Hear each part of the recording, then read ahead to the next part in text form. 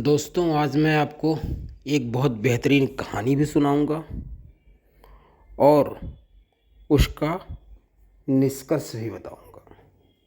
तो चलो शुरू करते हैं। बहुत बहुत दानवीर देखा होगा आप लोगों ने और लोग जानते हैं, कहते हैं। तो सबसे आप कमेंट करिएगा, सबसे बड़ा जो है दानी कौन होता है, तो और कौन है, तो थोड़ा समझ में आएगा। मेरा थोड़ा सा कहने का तात्पर्य ये है कि पहले पूरी कहानी सुनिए आप।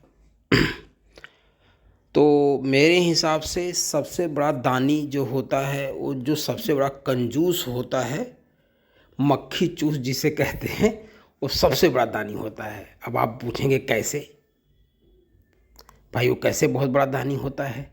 अब देखिए, इतना कमा के धन वो कंजूसई करता है, कुछ खाता नहीं है, पीता नहीं, किसी को देता नहीं है, लेता नहीं है, और वो एक एक रुपए एक एक पैसे इकट्ठा करके रखता है, बैंक बैलेंस बनाता है, प्रॉपर्टी बनाता है, सब कुछ करता है, बेहतरीन तरह से इकट्ठा करता है, खर्च एक रुपए नहीं करता है और अंत में मर जाता है। तो वो किसके लिए इकट्ठा किया? दूसरे के लिए, जो उसके बाद कोई आने वाला है, या चाहे वो जैसे जिसको प्राप्त हो उसका धन। तो कौन सबसे बड़ा दानी हुआ? वो कंजूस व्यक्ति सबसे बड़ा दानी हुआ। उससे बड़ा कौन सा दानी कर सकता है? माने सारी जिंदगी कमाता रहा, इकट्ठा करता रहा और दूसरे के मर के चला गया, न अपने ऊपर खर्च किया, न किसी को दिया। अंत में वो बेवजह किसी के पास जाएगा, जिसके भाग्य में होगा उसे यूज़ करेगा। तो सबसे बड़ा जो दानी होता है, कंजूस व्यक्ति होता है। तो चलो बिना देर किए कहानी शुरू करते हैं। एक गांव की कहानी है। धर्म और किसी नाम का यूज़ नहीं करता हूँ, नहीं किसी को बुरा लग सकता है। तो एक व्यक्ति रहते थे जो बहुत ही कंजूस थे। तो जैसे कोई दावत होता है, कुछ होता है गांव में, तो सबको जो है निमंत्रण जाता है और लोग खाना खाने के लिए आते हैं भाई। तो गांव में ऐसे सिलसिला कई सालों से चलता रहा। तो कुछ लोग कहे भाई, जो ये करोड़ीमल हैं, इनके यहाँ तो कोई अभी तक कुछ निमंत्रण भी नहीं आया, कोई फंक्शन नहीं हुआ और ये खाना हम लोग को खिलाए नहीं है। तो धीरे धीरे बात फैली, करोड़ीमल के पास पहुंचा बात कि यार खिलाना भी ज़रूरी है, अगर नहीं खिलाएंगे तो जो है सब गांव वाले बुरा मान जाएंगे, आगे चल के हमें निमंत्रण भी नहीं देंगे, हमें गांव से और समाज से बेदखल हो जाना पड़ेगा। तो बहुत चिंता में पड़ गए करोड़ीमल, कैसे किया जाए इस काम का। तो एक दिन विचार किए करोड़ीमल, और जैसे न्योता दिया जाता है तो पूरे गांव में निमंत्रण बंटवा दिए।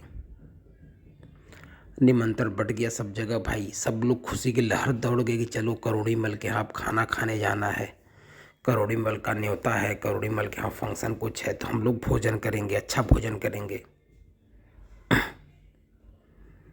सारे बर्तन वर्तन करोड़ीमल मंगवाए, घर के अंदर खाना वाना की तैयारी हुई और पूरे गांव वाले इकट्ठा हुए।